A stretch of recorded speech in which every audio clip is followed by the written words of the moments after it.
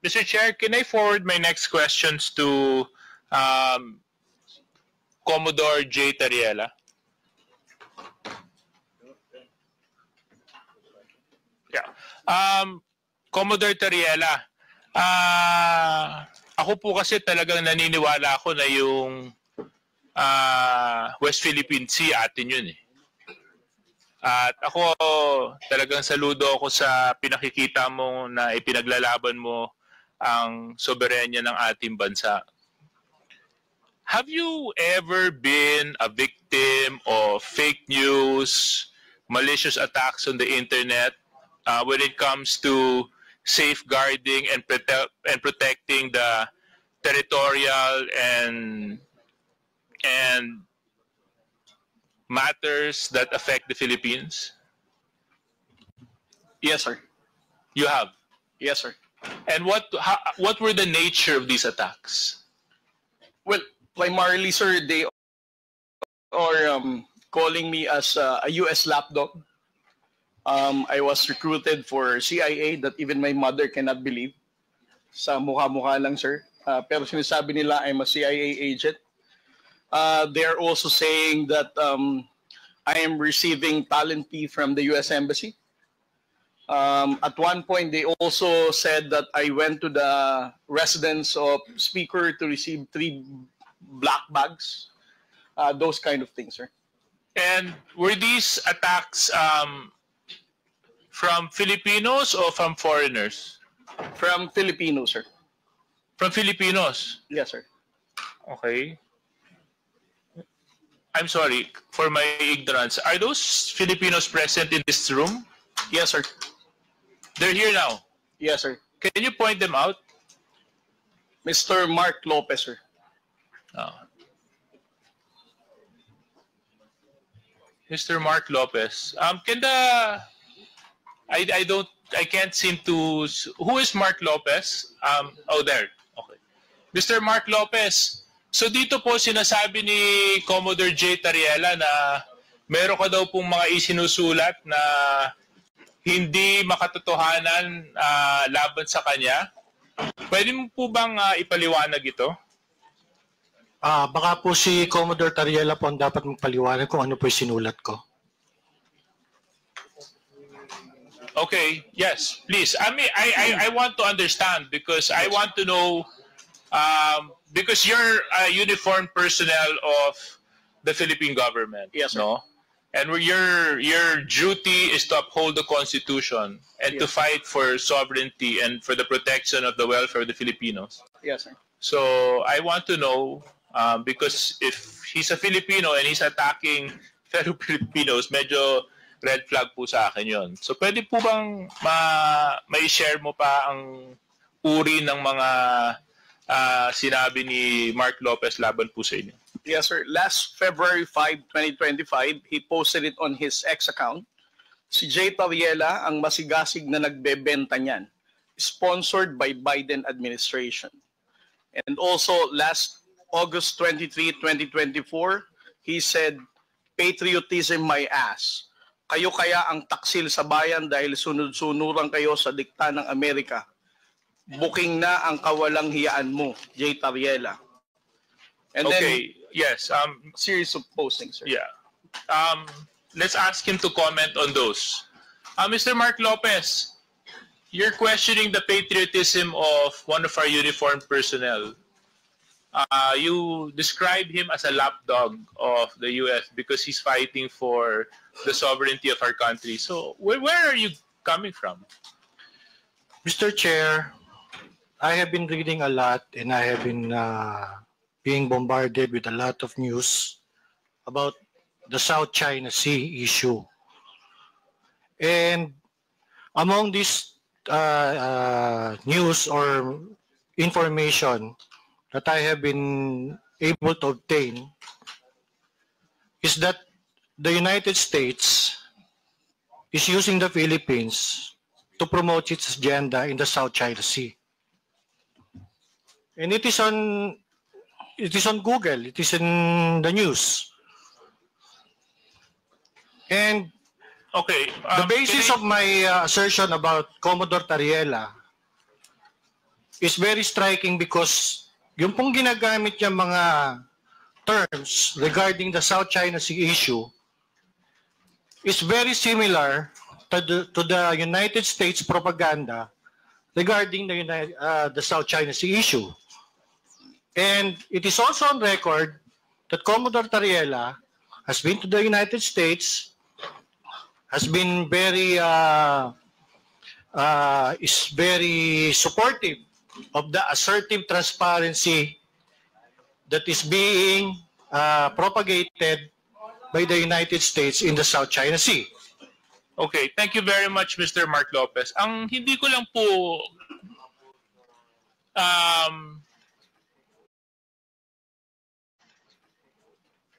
I'm trying to understand, no? You're saying that he is a lapdog just because he's fighting for what is rightfully ours? It's in the similar vein. Kasi yun din naman po ang sinisigaw ng mga mamamayang Pilipino. Atin po yun. Yun din po yung sinisigaw ng mga mangingisda na nanggagaling sa Zambales na araw-araw kinakawawa na binabangga ng mga Chinese militia vessels. Yun din naman po yung nararamdaman ng milyon-milyong Pilipino na yun po talaga ay para sa Pilipinas at pag may-ari ng Pilipino. At ngayon po nakakalungkot, kanina nung ini-interpolate ni Kong Rog, pati yata yung Palawan, sinakop na rin ng China sa kanilang bagong press release. No, ito po ba dahil sa nais to ng US? I don't think so. Mr. Chair, I think that's reckless. I'm not fighting for US interest when I'm fighting for what is Philippines, what is pro-Philippines, what is ours. I'm fighting for the Philippine interest only. Mr. Chair, inagaw? Ano po yung? Ano po yung ating territory na inagaw? O kinuha? What do you, wait. Mr. My Chair, point of order is, do we allow, Mr. Chair, I'm sorry, do we allow a resource person to ask question to one of the committee members here, Mr. Chair? Or it should be the other way around? Yes, no, I don't mind. If you want to get into a debate with me, Mr. Lopez, about this, then I'm sure we can. But my point is, you're saying that just because I, for example, believe that is rightfully owned and that is rightfully by the Philippines, and you're saying, and your logic is, I'm following US dictated narratives. Ganun po ba yun? Mr. Chair, the South China Sea issue po kasi is a very complex issue. And ang nakakalungkot po kasi, ang Pilipinas po ang ginagamit because of our strategic location. The South China Sea issue is a anyway, Mr. Chair, can I request that that Mr. Lopez be refrained? I just wanted to find out where he was coming from, and he seems that his point is, tama po ba, Mr. Lopez, dahil sa palagay ninyo ginagamit yung Pilipinas? Tama po? Tama po. Okay. So, yes, Mr. Tariela, can you continue? So, sir, this is a good example of how, like Mr. Lopez is countering our factual narrative in the West Philippine Sea. And this is the reason why we need to counter fake news purveyor like Mr. Mark Lopez spreading wrong information about our fight in the West Philippine Sea. Ito ang dahilan kung bakit ang hirap nating pagkaisahin ng mga Pilipino sa mga pagsasalita na katulad ni Mark Lopez na ganyan, that he never hesitates to call out the aggressive actions of the People's Republic of China. And he appears to even side with the People's Republic of China's narrative. Ako, kunyari, nung tinitira ng water cannons yung mga mangingisda natin, masakit sa akin yun. Pag binabangga yung mga Coast Guard vessels natin ng mga dambuhalang Chinese vessels, masakit sa akin yun. Pag binabangga yung mga Coast Guard vessels natin ng mga dambuhalang Chinese vessels, masakit sa akin yun. Just a point of clarification. you mentioned earlier that ang Pilipinas nag-water cannon din sa China. May I know where did you get that information? Was it in the news? Mr. Chair, wala po ako sinabing nag-water cannon sa China. Hindi, sinabi niyo ngayon lang. Hindi, ang sinabi ko po nag-water cannon din po sa Pilipinas. Mr. Mark Lopez, pwede natin i-review yung tape. We are on the record. Kasasabi mo lang yun. At saka, did I hear it right? That he said na nag-water cannon din tayo sa China? Nag-water cannon lang. Nag-water cannon po tayo. Pero, Mr. Chairman,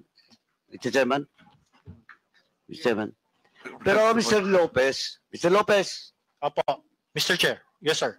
makinig ka po, please. Kasi po, the issue as of now is the West Philippine Sea. The problem with China. Now, nung minention D.S. Suarez about the water cannons, nagsalita ka na tayo din, nag-water cannon. Saan yun? Water cannon saan? Kasi yung pinag-usapan natin dito is the West Philippine Sea. Now, tama ka. Hindi mo sinabi na nag-water cannon ang Pilipinas sa China. But ang pinag-usapan natin dito is all about the West Philippine Sea. Now, ano yung sinasabi mong water cannon? Mr. Chair, I premised my statement po kasi kanina sinabi ko po that the South China Sea issue is a complex issue. Sandali po. Please answer my question. What do you mean that the Philippines is using water cannon? Kasi po yung water cannon is a facility. Opo. Huwag ka magpalusot. I warn you. You're under oath. Ang water cannon Sagutin mo po where you refer that water cannon. That you mentioned. Ang water cannon deployment po kasi is one of the actions taken by a state pag meron po mga dispute na ganyan nga po. Pilipinas, ibig mo sabihin, mag-water cannon din sa China. Pwede po. That's... Sinabi mo nag-water cannon. Mr. Chair, wala ako sinabi na ang Pilipinas na ginater cannon ng isang kalabang state. Ang sinabi po. But we're talking about the West Philippine Sea. This will be your last warning. Or else I will cite you in contempt. This is your last warning. You're under oath. Opo. What do you mean that the Philippines is using water cannon? Mr. Chair, ang sinabi ko nga po, ang Pilipinas po, nag-water cannon, pwede po mag-water cannon. Hindi. Walang pwede. Sinabi mong mag-water cannon. Mr. Chair, sige po. Mr. Chairman, with this, Mr. Chairman. Mag-apologize po ako. Mali po ako. Sige po, fake news po ako. Ang sinasabi ko lang po, pwede po ang water cannon sa South China Sea issue. Hindi, ganito lang po. Fake news po ako. Hindi, ang sinabi mo, what you said, nag-water cannon, Mr. Chair. Opo. If you want, we can ask the Secretariat to refer to our stenographers in the back to the statements issued by Mr. Lopez regarding that issue. So, we have never taken, I don't think, that's reckless, absolutely reckless. Anyway, I want to show a photo, but of course. Mr. Chairman, ganito lang po, Mr. Chairman. Mr. Lopez, okay, you apologize? Opo, I apologize po. Yeah, thank you for that apology. Now, this will be your last warning. Please refrain from lawyering or palusot. For not telling the truth, or else the next time that you will commit that violation in this committee, I will never hesitate to cite you in contempt. Ipapakulong kita dito. Noted, Mr. Chair. Thank you, Mr. Chairman. Thank you. So, I find it a little bit disturbing na, coming from a Filipino na, I mean, of all things that can come from a fellow Filipino, yung hindi pa natin pagmamalasakitan yung kapwa Pilipino. Yun, medyo, maring hindi tayo magkaisa sa mga political positions natin. Kasi lang kung Pilipinas na ang pinag-uusapan, dapat no questions asked. Isang bansa lang, isang bandila lang tayong lahat. Anyway, Hindi ko maintindihan itong ating mga mamabatas. Okay? Kasi tulad yan sinasabi ni Gigi Suarez, dapat daw tayo mga Pilipino magkaisa. Paglaban natin ating karapatan sa West Philippine Sea. Okay? Ako, agree ako dyan. Tama yan. Ang problema dito, ang tanong ko, sa anong pamamaraan ba natin ipakita na tayo po ay nagkakaisa o dapat magkaisa para ipaglaban natin ang ating mga karapatan dyan sa West Philippine Sea? Saang paraan? Bunganga lang ba? Salita, kumbaga salita? O action? Kasi, ang paniwala ko kasi, mga kababayan, paniwala ko dyan, ito opinion ko lang naman ito ha. Ang paniwala ko para sa salitang ipaglaban natin, magkaisa tayo, para ipaglaban ang West Philippine Sea, ay ito, kasi nga ang ginagamit ng China dyan para mambuli, para manghimasok sa ating teritoryo, sa karagatan, ginagamit nila ang kanilang mga